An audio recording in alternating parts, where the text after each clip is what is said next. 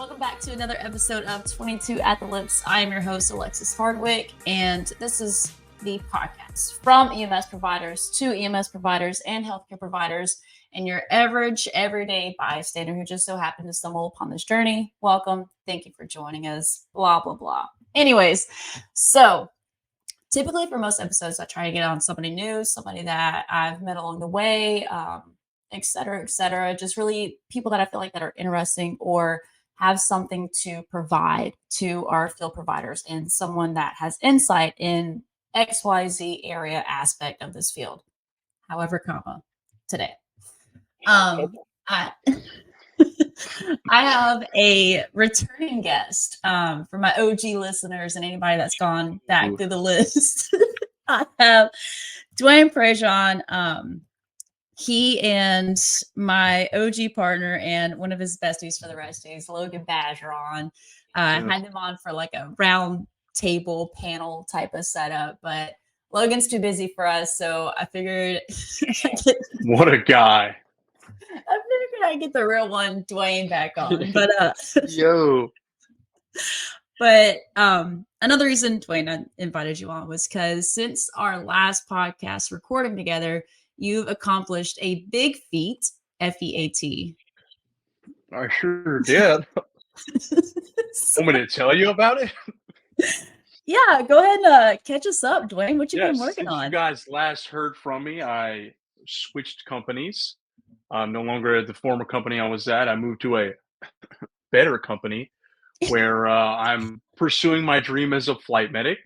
And I also obtained my FPC. So I'm living the dream.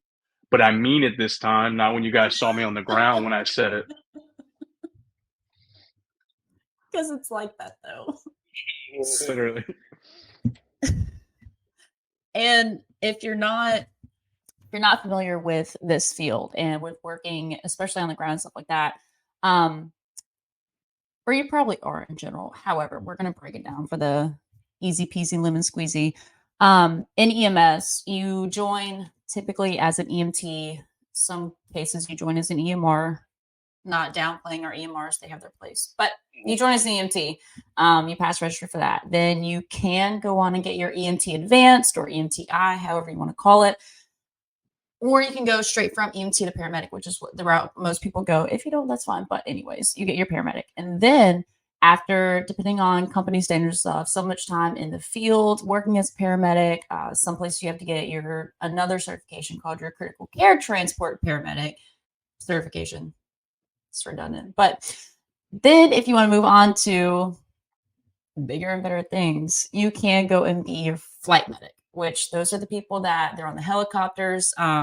They have a larger scope of practice than what we have on the field. They can carry more medications, do more cool things, whatever.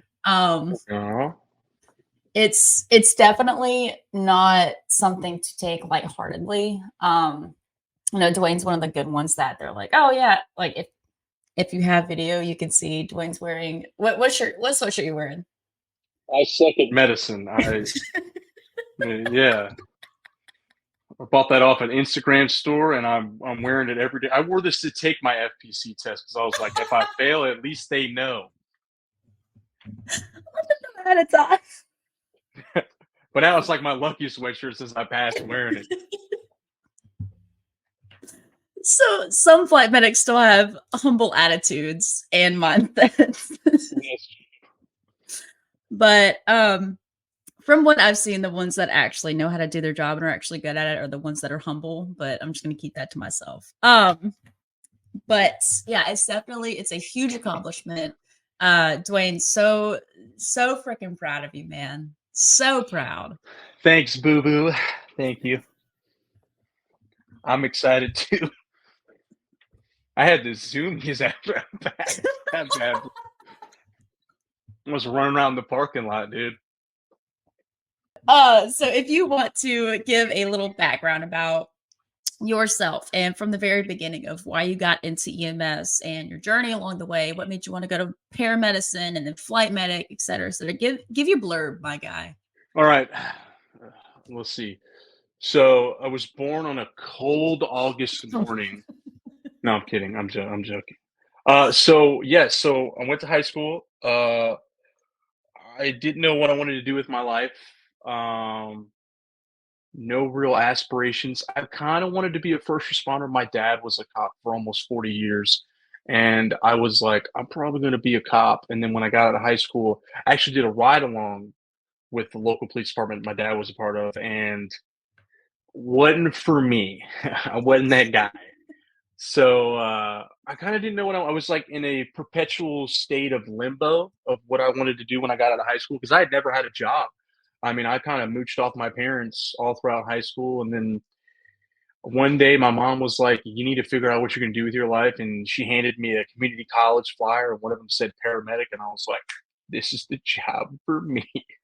So yeah, I signed up for EMT class. I went to EMT school in 2014, actually. I got my EMT cert December of 2014, so I'm on the verge of 10 years in EMS, and I got that when I was 18. Uh, and then I worked for 3 years on the ground as an EMT. Got a lot of experience. Realized that, in my opinion, EMT school really, I feel like, doesn't prepare you for what you're walking into. You walk into honestly, you can believe me, a shit show every time, you know. And you work in, it's maybe it was just the company I work for. You work with a lot of different medics, and that was actually, I think, working with a lot of different medics. I was in something called like a flex swing program when I was an Yeah. EMT, and that allowed me to nitpick, or I guess in a sense, backseat quarterback. It allowed me as an EMT to pick what I liked from certain medics and take that and use that, and then some stuff I didn't like, I threw it to the wayside. And then after 3 years, well, it's actually at the 2 year mark of me being an EMT, I went into paramedic school, and passed paramedic school, and I've been a paramedic for coming up on 6 years now. And throughout my ground career, I was regular ground ALS medic. I got my CCT pretty soon after, which is critical care transport, and it was in-house. I didn't have the IBSC CCPC one. It was in-house through the company I worked for. And at that point, I got put immediately onto a critical care truck, where I was able to get familiar with ventilators, and IV pumps, IV drips, a lot of different medications, stuff like that. After I did CCT class, I worked around for a little bit on the CCT truck, and then I became a supervisor for about 5 minutes. Realized I didn't like it. Hopped out of that real quick. Um, yeah, so I've done everything, and then this past, what was it? It was last year, I think. I decided to jump ship and be a flight. I always wanted to be a flight medic. It was a dream of mine to, I don't know, be up in the clouds and to like RSI people and do the bloody gory stuff. I don't know. That's what I wanted to do. And last year, 2023, I made this switch to flight medic, and I've been loving it ever since. It's been Honestly, it's been a godsend. It's been amazing every step of the way. And my EMS career, I feel like, has led me to this moment, and it's been. I hope to be here for years to come. Oh, absolutely. Do you feel like I know some people when they think about going to get their flight or anything like that, it's because they're kind of I wouldn't say burnt out on being on the ground, but like they want to do something else. They want to further their education or take the selfies with the helmets. But Pretty good perk, I have to say. they don't look bad. But would you say that Right? like would you say that it kind of like rejuvenated your Ooh. I don't know, your passion or like was it more for like the core of education, scope of practice? Like where do you feel like I you sit in that? yeah, I like, and I like how you brought back rejuvenated. That was referenced in the last podcast I was on. I feel very rejuvenated. But yeah, I mean, I guess, yeah, maybe some people do it because they get burnt out. Um, but yeah, stepping into getting off the ground, being on the ground for, like I said, almost 10 years, and then stepping into a different environment. It definitely, I'll tell you this much. I did have burnout. I was very burnt out when I was on the ground. And we had talked about that in the last podcast, and I had to find ways to not get burnt out. But stepping into something different, something more challenging, something that can take you to the next level, I feel like takes away the burnout, and I hope I never have experienced that again, but you never know. But I will say this, yes, like you said, I do feel rejuvenated, and I do think that I've lost all my like I've no longer burnt out. I love going to work. Let me put it to you that way. That's something I didn't have when I was working on the ground. I dreaded going to work. When I go here, I walk in with a smile on my face and a lip full of dip. You know what I'm saying? I'm ready to go. You know?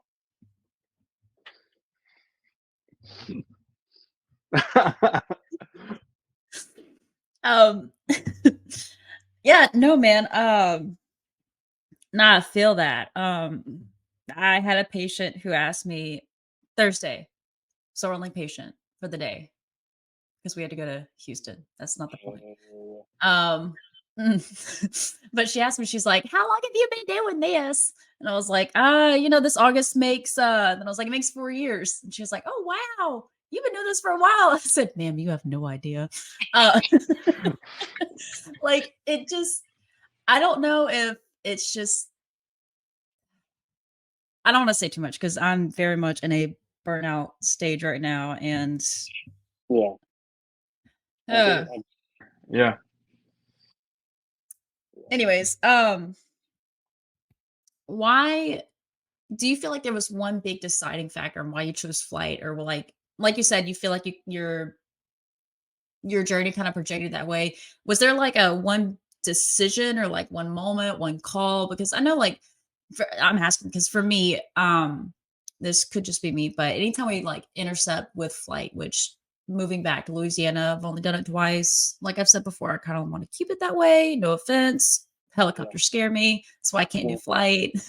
But I don't know, it, I hate to say it looks cool, but like it really does look so cool. And I mean, you get the critical patients, even if, and we'll talk about this, you do scene calls or interfacility, not 8 times, 7 times out of 10, your interfacilities are also like super critical sick people. So it, uh, and I've said it before, when the flight team shows up, especially on your scene calls, it's almost like a sigh of relief for us because we're like, oh, thank God, no longer my problem. Until the flight team's like, yeah, we'll ride in with you guys. Like, okay, cool, thanks. Yeah, yeah, those bastards.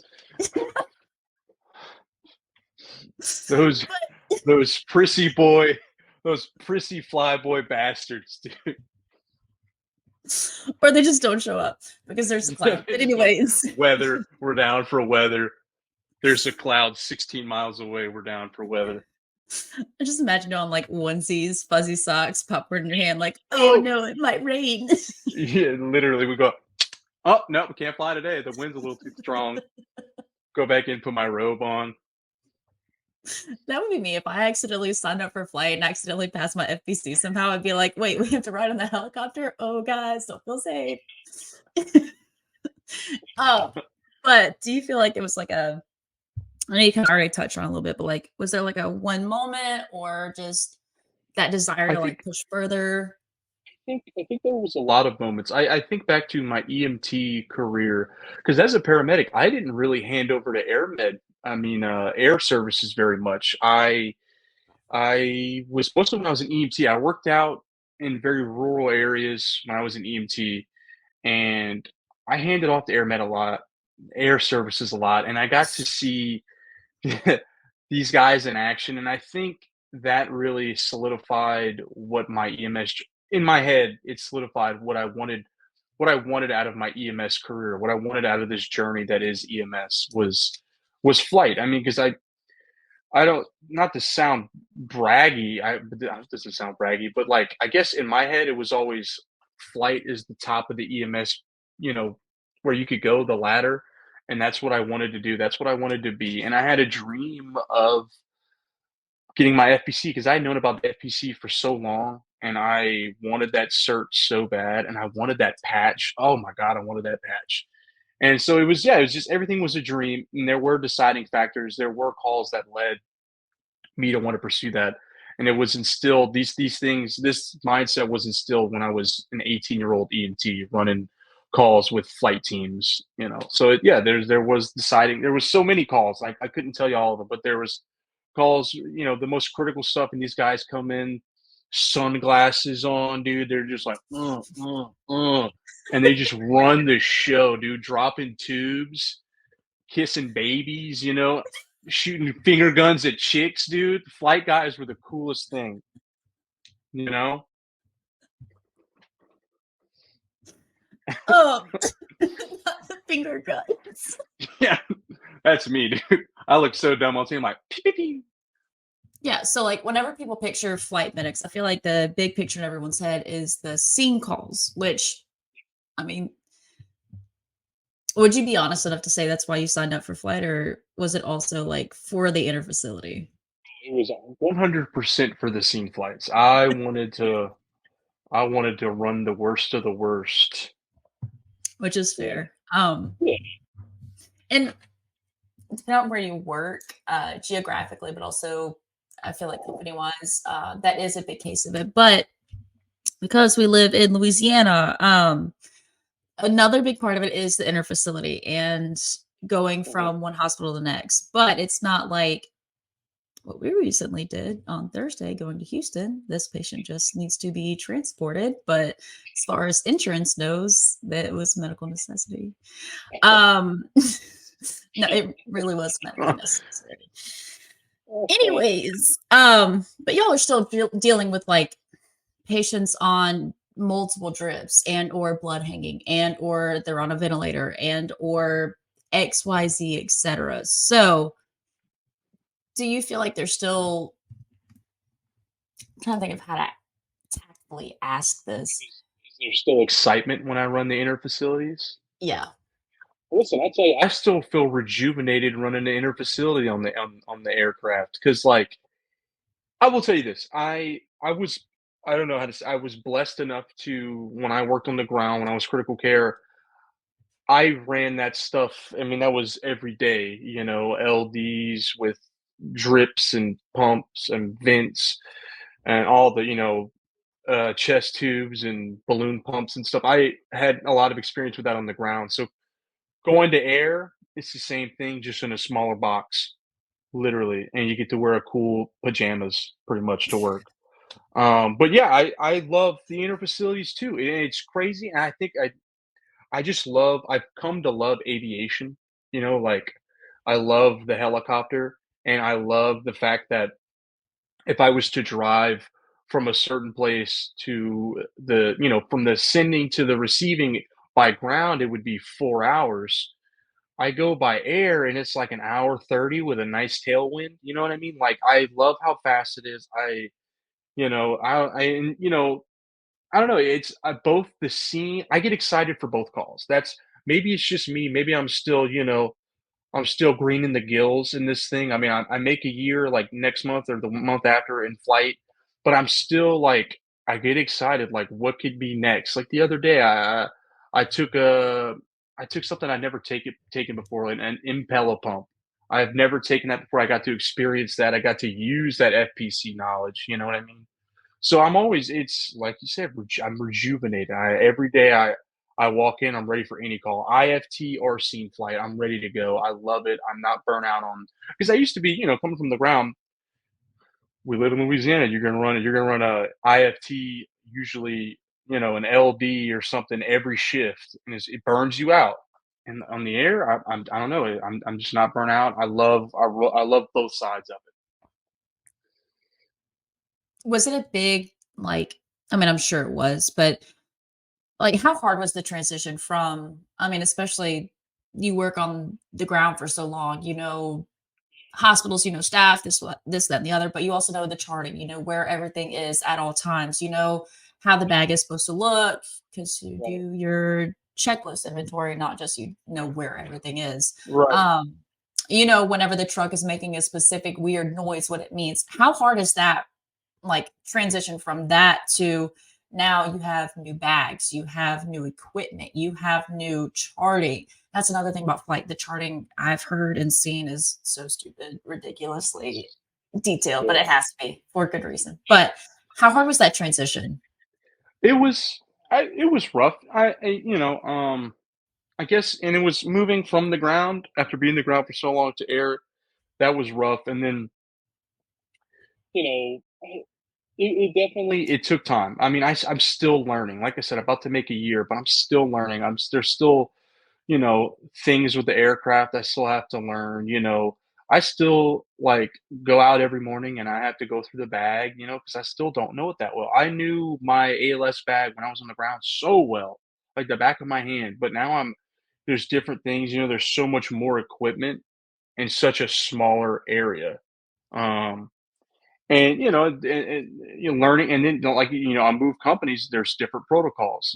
I have to learn protocols. That there's a big learning curve, but I had really good preceptors and a lot of people that I work with that were very helpful and they guided me in the right way. So it was a big change. It was hard. It was rough, and it took time. It's still taking time. I'm still learning, but I had really good company I worked for and really good precept. Like my preceptor, my nurse preceptor he was phenomenal. He really, slowed things down for my dumb ass.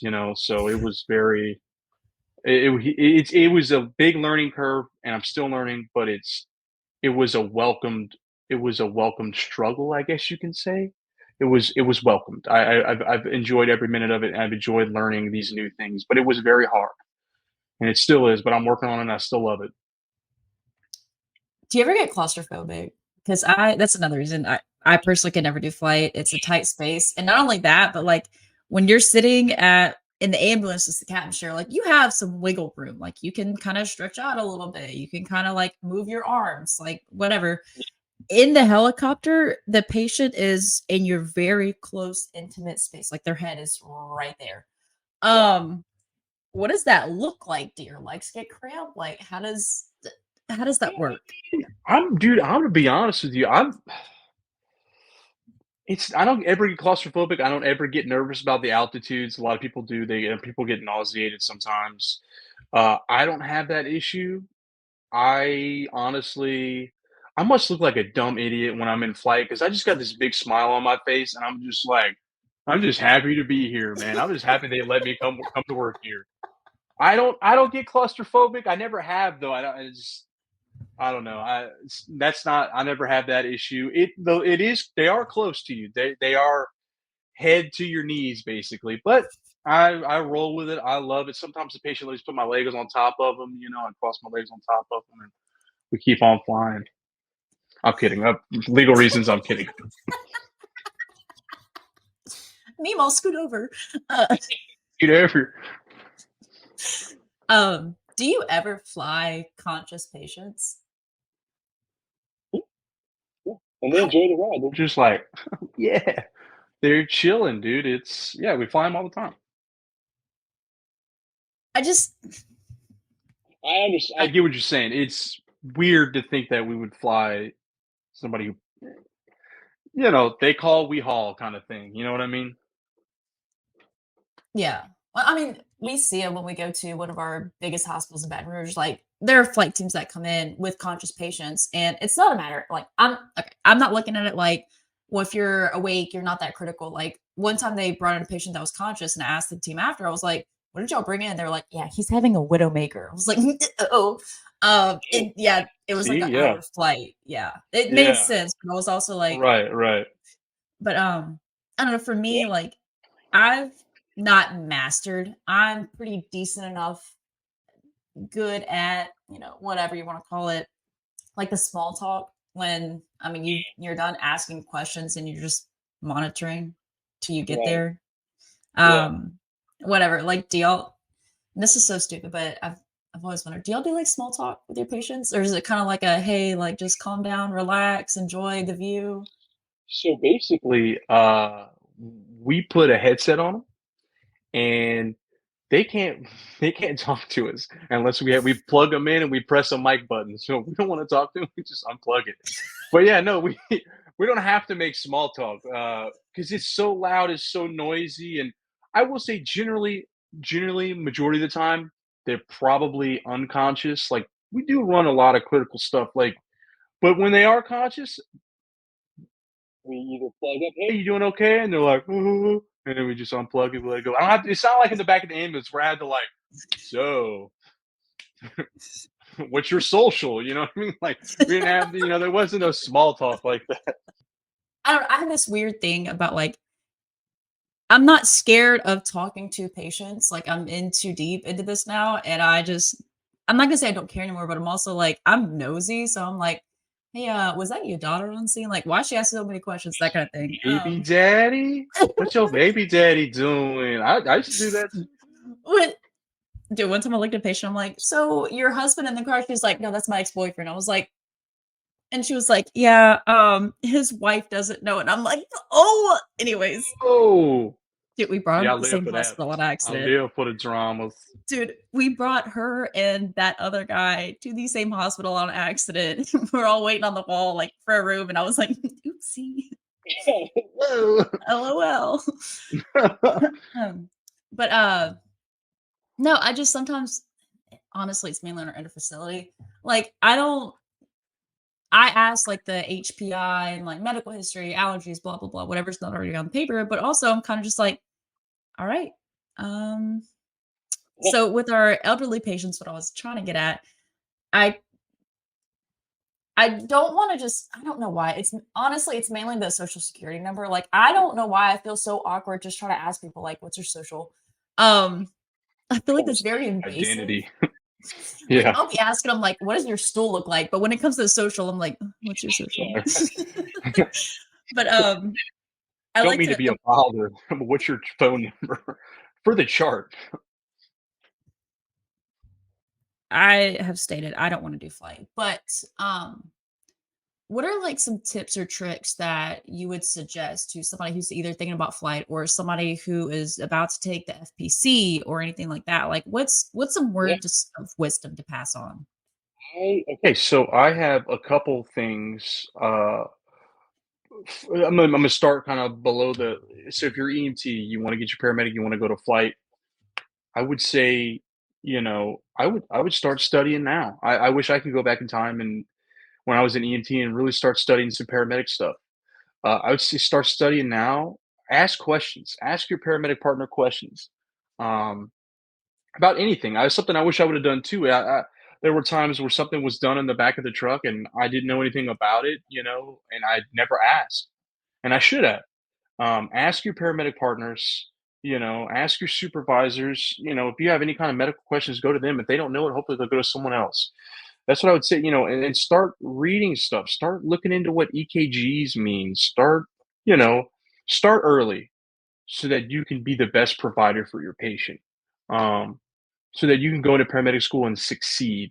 And for the paramedics that want to go to flight, I would preach, and it's not just me. I mean, what I did was, I'll give you some of what I did as a regular ground paramedic. I found a local critical care course, which was offered by my company that I worked at, and I did that. And I worked at that for about 3 years. But as I was doing that, and I knew the back of my mind was always going to be flight.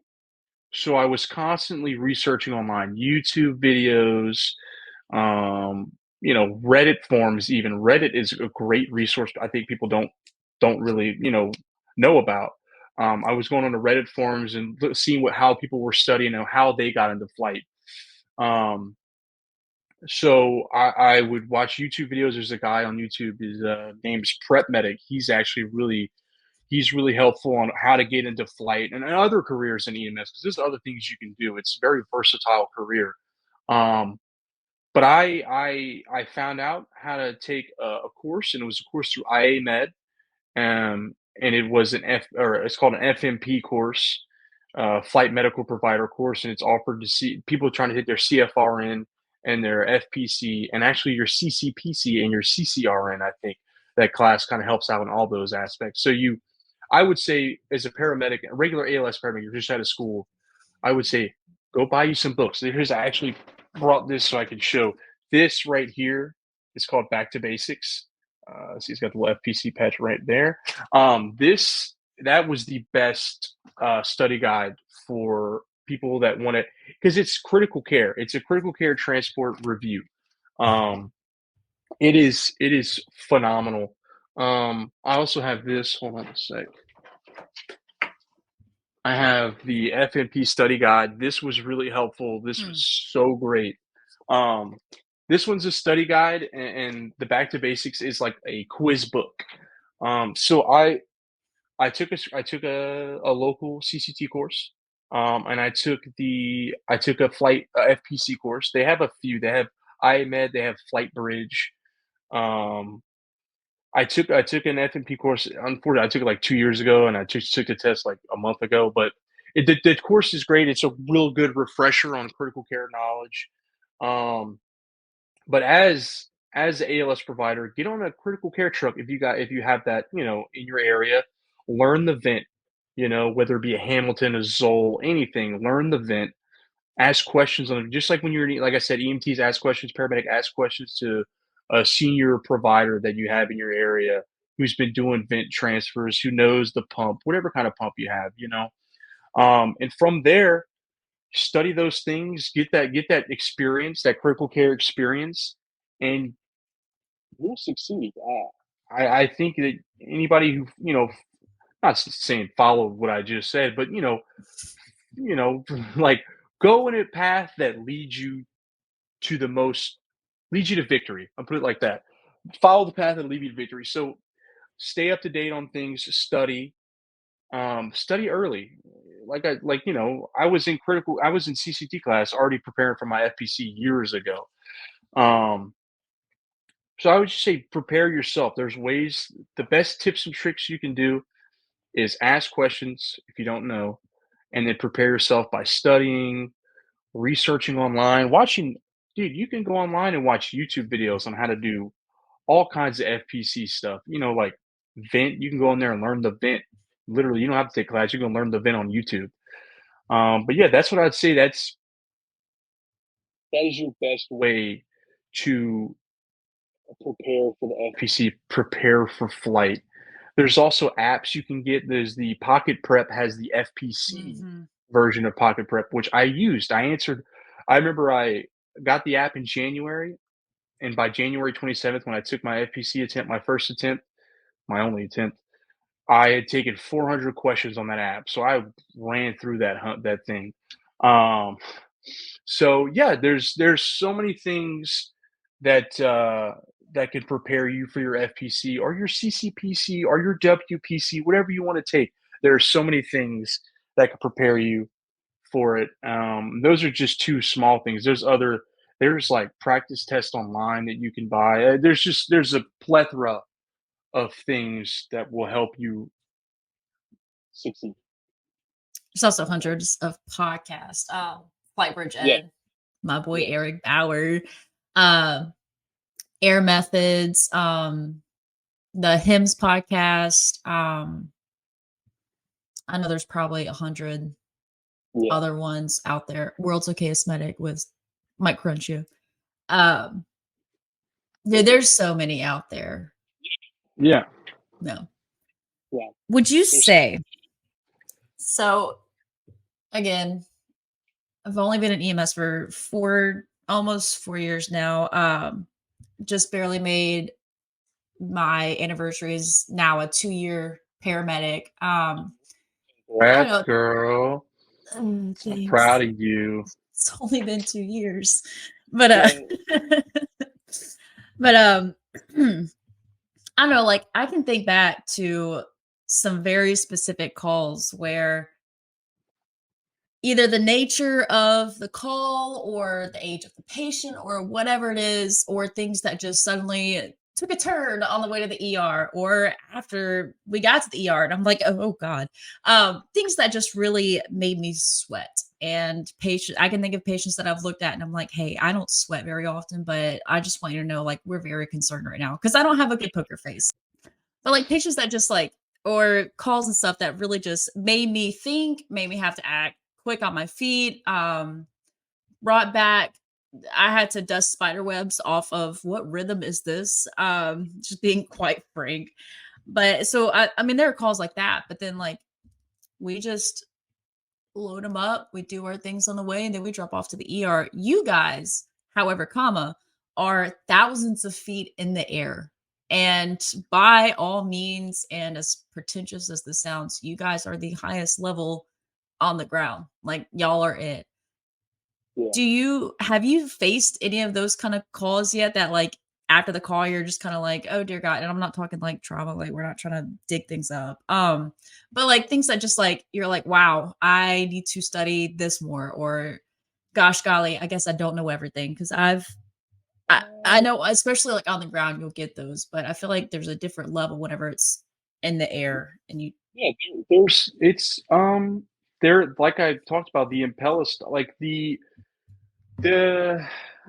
I will say this, the hardest thing that I've had to overcome is the stuff like the nursing side of it because I think there's a certain mindset that you have to have when you go into flight, HIMSS, is you kinda because it's usually a paramedic and an RN. And I've learned, at least from the training I've had at this company, is that I kinda have to change my mindset a little bit. Sometimes my mind's like, both the nurse has to change their mindset into a medic mindset, and my mind has to kinda go into a nursing mindset, and that actually helps out when you take the FPC because there are a lot of things what I'm talking about is, like, we've taken flights that have these advanced monitoring things like a balloon pump or, like an impeller, Swan Gans, stuff like that, that that wasn't taught to me in paramedic school. I didn't have that on the ground, you know what I mean? Like, yeah, taking a balloon pump, but a nurse rode in with me when I was on the ground, you know? And now I had to learn it for my test, and now I have to use it. So there are times when we'll finish running a call like that, and I'll go pull up my study guidebook, and I'm like, dude, I got to review because I was looking at these waveforms, and I was like, I don't know what's going on, you know. So yeah, there are. It's not. It's I haven't faced like a scene fight type of call like that yet because I was, in 10 years, I'm fortunate enough to have run quite a few things. But on the critical care side, there are things that I'm like, quite often I have to pull up, me and my nurse partner, we'll pull up something and we'll review it because we're like, oh, we don't know about that. There's a certain time, we RSI somebody and maybe we do have video laryngoscopes, but sometimes the tube doesn't go in there well because of the anatomy, the Malapati score, just things like that. So yeah, there are times where I have to go review. Even when I was on the ground, I did that, but here it's a different beast with the critical care aspect of it. So yeah, I've run into that quite a few times where I have to go, like decompress after the call and really talk about, hey, I need to review this and get it in my head. You know what I mean? That I've run into it quite a few times now, and it's a good learning experience for sure.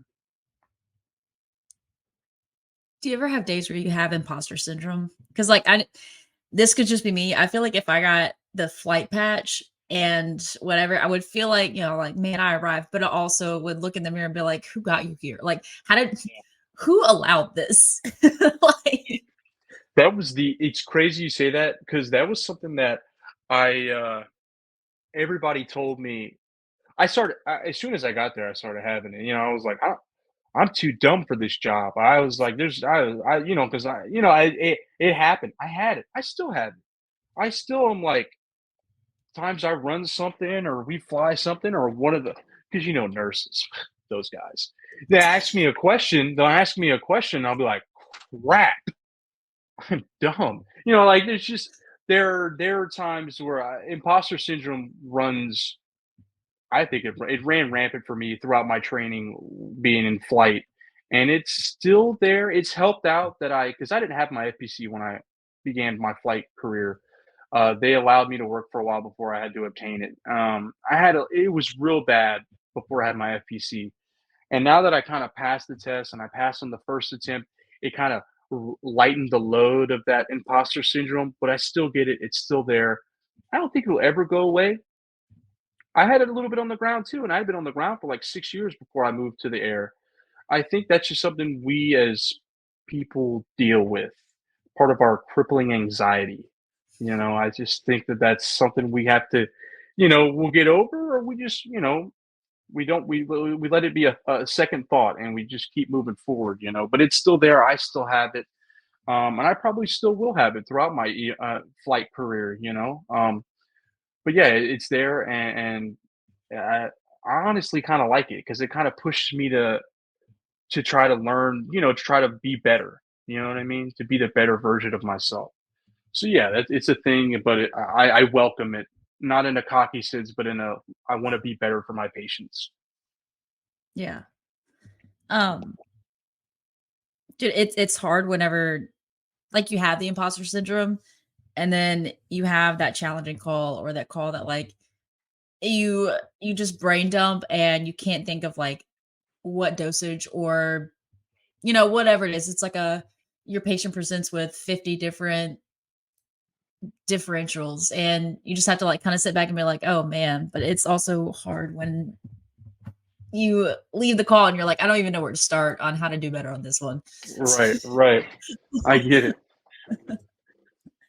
um so we already kind of touched on it. Which do you prefer, scene or IFT? I and this just comes from, I don't know, maybe who I am as a person. I'm a scene guy. I like the not knowing what you're walking into. I like the, yeah, just the adrenaline rush of what a scene flight is, and you know, not having to. I don't know. Sometimes something about IFTs having to walk into a hospital and then walk out and then walk back into another one. I don't know, dude. It gives me anxiety. So yeah, I'm a scene fly guy through and through. I remember my first interaction, and I feel like I just when I think back to this moment, I just put like you in the memory now, but we what was wrong with the patient? I think they might have been having a stroke. We were flying somebody out and the flight team was meeting us like on the ground, in the field, whatever. And we're in the bag. The paramedic is doing 100 things. I'm also stupid brand new into EMS. So I'm just be honest, I'm just standing there like, what do you need me to do? Um, at the head of the stretcher, just smiling, like, what do we do now? Oh God. So the paramedic, he's doing 100 things. He's also like doing radio control, all this stuff. And I was basically useless. But I just remember there was a specific moment where like he looked up and you could see like he was kind of panicking because the patient was not doing good. And I was virtually useless, which added so much more stress. And then I got panicked and became more useless because I was just like, oh God, this is actually really bad. Like, no, we're getting the flight team here. Okay, they have to land, whatever. And so then the back doors open and this flight medic walks in and he's got his sunglasses on. He's Oh, like, dude, he's got the I do. monitor and he looks around. He's like, all right, what do we have? And I just remember from the moment, I was like, all right, number one, cool. Also, Oh, right. pretentious. Probably had pit vipers on too. He They had the were, pitties on, dude. they were though. They were? Yeah, absolutely were. Sure that wasn't me because I wear my pit vipers to work. That sounds like the douchiest thing ever, but yes, I wear my pit vipers to work. There is a certain amount of respect that's given because one, especially when you know how much work and efforts put into getting your flight medic, like it's a big deal. But also just on those scene calls, I would even say, depending on the hospital, some IFT because whatever. But there's a certain amount of respect that's due with good reason. Even like I'll hear stories and I've seen it firsthand. You have these tiny hospitals that have these stupid critical patients. The flight team gets there and nothing against getting your MD, nothing against any of that. But sometimes the flight team is the most, what's the word? Uh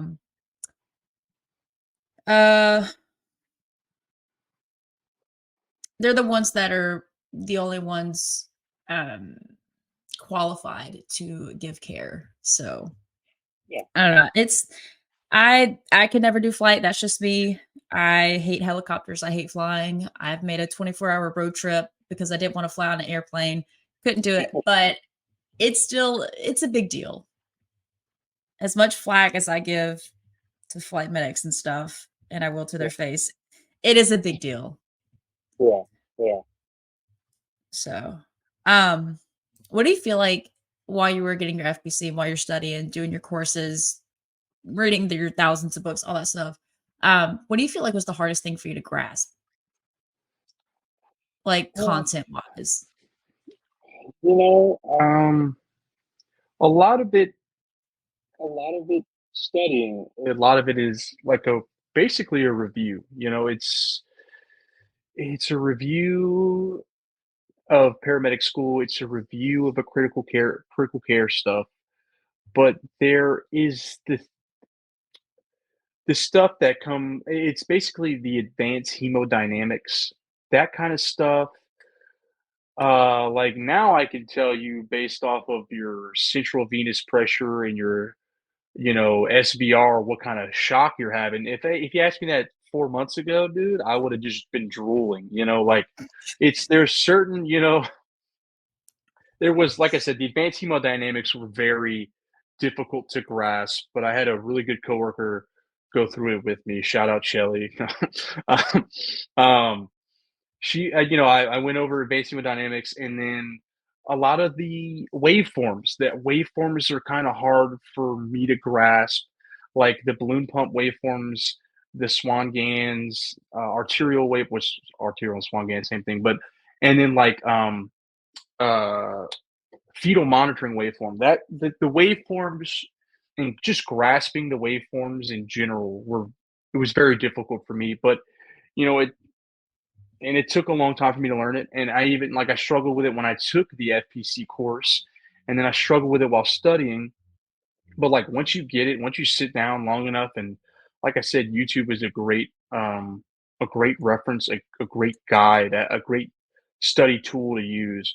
But it's the waveforms that got me. That might not be some people, but the waveforms and the advanced hemodynamics were something that I had never touched as a paramedic. And then once getting into it, that was the hardest part to grasp, because the RSI stuff and the criking people and the finger thoracostomy and all that stuff, that's easy. That's just stuff that's black and white. We did it. We learned it when we were in paramedic school. But once you get into the advanced stuff, it was difficult. But taking time, sitting back, relaxed, taking a deep breath, and studying it, going over it over and over again, I finally got it. I think I got it. We'll see. I hope it never happens, but if I was ever having a medical emergency that required me to be flown out again, I would hope it would be you showing up, Dwayne. Yeah, I would, girl. Yeah, My I boy would. Tweety. Yo. Sedate me. But I'll put you in a K-hole, brother.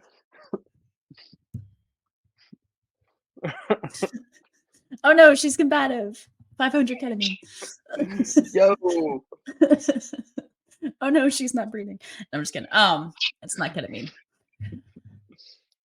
Um, what do y'all probably carry? I say probably you do. I'm sure carry a plethora more drugs now. I know we like on the ground, depending on your agency, like we don't RSI. My heart will always go to ketamine and solumedrol. I'm not putting everybody down a K-hole, but when I need it, Big Mama comes in Kush, Lama solumedrol, XYZ, whatever. Do you feel like there are any medications you have now that like you're super proud of or like you think are the coolest thing?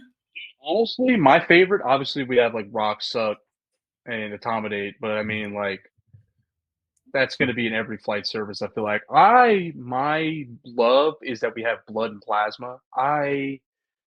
It just excites me. Like every time I look at it and I check the tips on the blood, I'm like, oh, I'm like, oh yeah.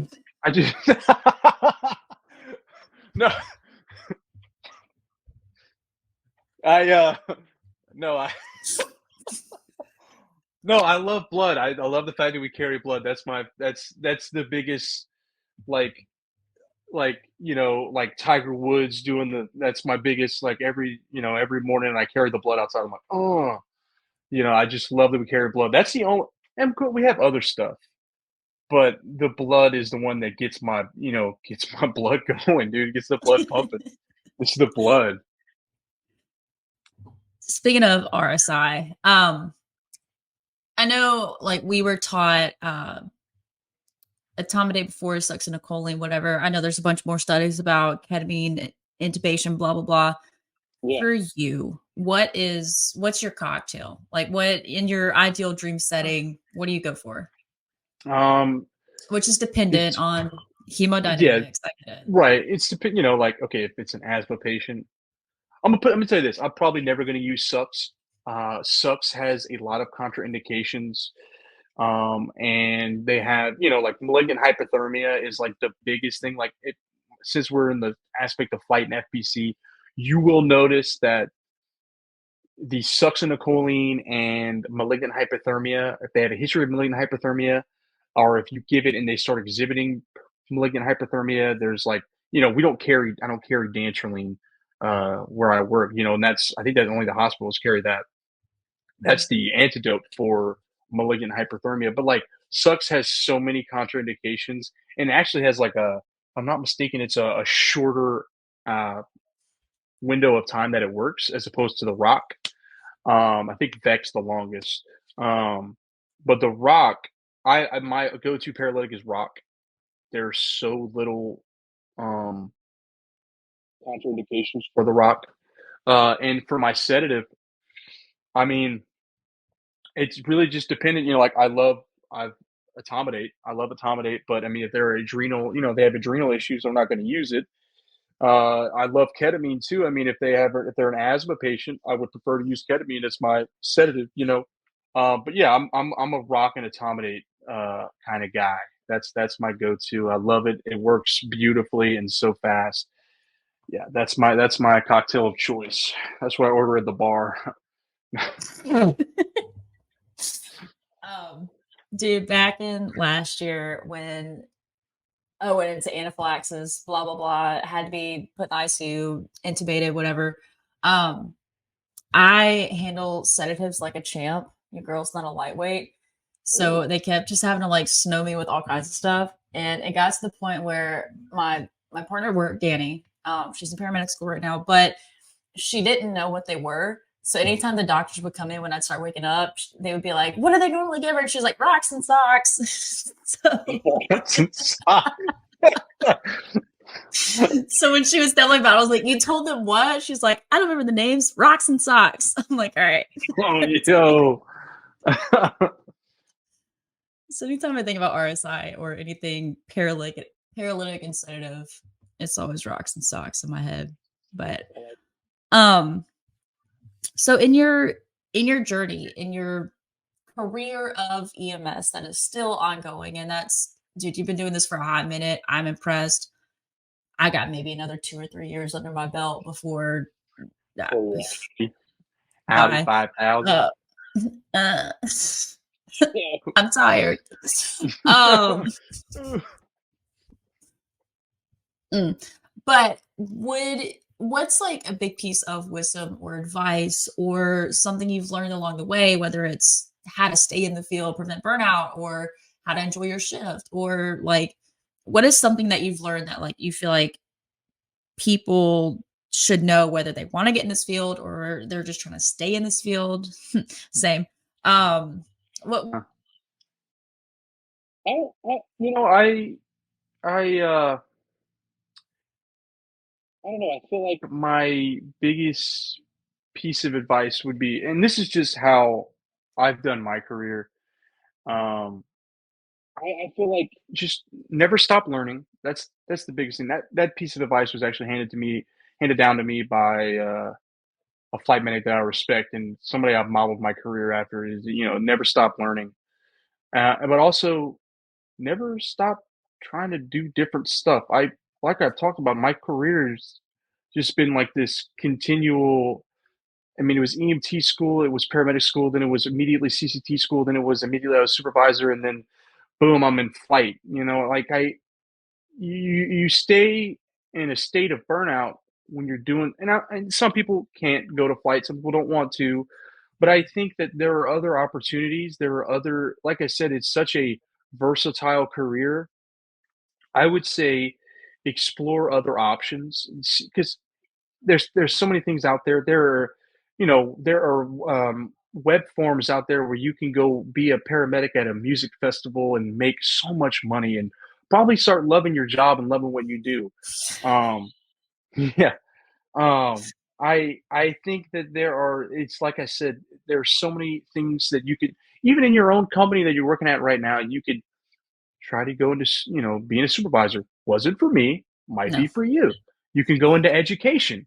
A lot of people like those who can't do teach. No, sorry. Okay. No. Uh, Okay. From a yeah, former English teacher. kidding. So, Yeah, you said that to me like twice. I've made that joke twice on this podcast. No, you can go into teaching. You can.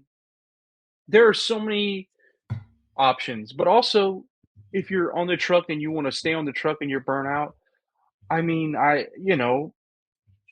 for me, and I may be different for people, what kept me from staying in that state of being in burnout was running that one call, the needle in the haystack call, where you perform the skills that you were taught. Because let's be honest here, the burnout doesn't come from the burnout. What the burnout comes from is the 2 o'clock, 2 a.m. toe pain, the frequent flyer crackhead. It comes from the stuff that's not, that's it's just it doesn't need to be ran, doesn't need to be transported in ambulance. I feel like that's what burnout is. So I'd say if you're in that state of burnout, just keep learning, keep moving forward. Look for other. There are other options. Look for something else in EMS. Go out of your comfort zone. I guess that's what I'm trying to say is move out of your comfort zone, and that's what I did. And I had trouble with it. I have a history of anxiety. I struggle with it, but I moved out of my comfort zone, and critical care supervisor, and now flight, and now I'm so much happier, so much less anxiety, just because I went out of my comfort zone and I explored something that was different than my norm. So that's the best advice I can give to someone who's struggling with burnout in any field, honestly. So yeah, that's what I would say. yeah. Um, yeah, it's a struggle, and I always say, like, if you've been in this for 6 years and blah blah blah, you're burnt out. Burnout can also happen whenever you're fresh into the field, just because Yeah. I think there's a lot of factors. For me, it's we've had I in my career personally, like, I go from, like, I'm a pretty, like, white cloud, whatever. I'm a pretty good white cloud, and then I get hit for like 2 or 3 weeks with nothing but just like, bro, like, these calls that make me think and make me sweat, and I end up Yeah. covered in bodily fluids of all sorts. Um, Yeah. so for me, like, I'm in that span of 2 weeks, and I think what started it right now is I brought this post cardiac arrest resuscitation patient, like, got pulses back. Cool. Love that. I couldn't get a 12 lead because I'm in the back with this volunteer firefighter. No offense to our volleys, but volunteer firefighter who's like putting his entire body into bagging this patient. I don't have a tube because the patient's anatomy. I'm trying to get a 12 lead. I don't know where I'm at. I said, wherever is our closest hospital, just let me know. Let's go. Never could get a Yeah. 12 lead. Barely got a blood sugar. Like that scenario. Yeah. And I got fussed at because I brought up to that patient versus one that was a little further away that had a cath lab. Warranted, understandable, yeah, but also like that was like, and it's great. I'm gonna shut up before I say too much. That's like our fourth one in the span of like a week. So cool, but also like I'm exhausted. Like it's great, Yeah. but I'm tired, man. Like I I'm tired of this, Grandpa. too dang bad. Anyways, I don't know. But yeah, like kind of just getting that rejuvenation back. I feel like a big part of it is also like finding your passion and like in Yeah. this field and really digging into it, whether, like you said, it's teaching, whether it's figuring out what's next, whether it's the different avenues of what this field entails. Cause it's not just kind of like what was my mission statement whenever I first started this podcast. It's not just you get your cert, you get your patch, get on the truck, but there's so many different fields or different areas. Yeah, different areas. And even still, just because you get your patch, and Dwayne, you're living proof now, just because you get your EMT or paramedic patch doesn't mean that there's bigger and better things waiting for you on the other side. Yeah. With your pit vipers. The pity's on, bro. Under my helmet. But Dwayne, if there is any advice, any tips, tricks, anything that you want to leave with the people, what you got? Like I said, look, keep learning, keep pushing forward. You never stop learning, because there's something else to learn. Something's changing. Medicine's always changing. And follow, like you said, follow your passion, find your passion, follow it. And just, if you're in that state of burnout, reach out to friends, and find something. I don't want to say find something different, but find, there are other options in EMS. There's so many things you can do with these patches that we have, these certs. Find something that takes the burnout away. But yeah, that's about it. And for people that want to pass their FPC, I promise you it's doable. If I can do it, anyone can do it. Okay. Study these, you don't have to study these exact books, but go, research, find what you need to study, find what you want to study to pass, and you will be successful. If you give it some time, I feel like anybody can be successful. And that's about it. Dwayne doesn't give himself enough credit. He is incredibly smart and whatever. But I'm too, bro. But Dwayne, I appreciate you. Like I said before, dude, I'm so proud of you, man. I'm stoked for you. I think you're gonna do awesome. There's a lot of, I don't say this slightly, there's a lot of people, not just in the flight industry, but in the EMS industry in general, that like their name because they've proven themselves, not because they feel like they had to, but just because of whether it's their reputation or like what they have provided to the field and insight. You're one of them, my guy. Hands down. Oh man, I appreciate it. Well, listen, I loved coming on the podcast. I've had so much fun. I haven't laughed this hard in a minute, so I appreciate you, and I can't wait to hear it. And I can't wait to hear all the other episodes. So thank you so much. So Dwayne, appreciate you. If that's all you got, that's all I got. And as I end every single episode, so with that. The 22 at the Lips podcast is designed to support, not replace, the relationship that exists between a practitioner and his or her medical director. The views and opinions expressed in this podcast are those of the host, guest, and not necessarily of Master Medics. The information provided during this podcast is intended for educational and informational purposes only. It is not a substitute for your approved protocols.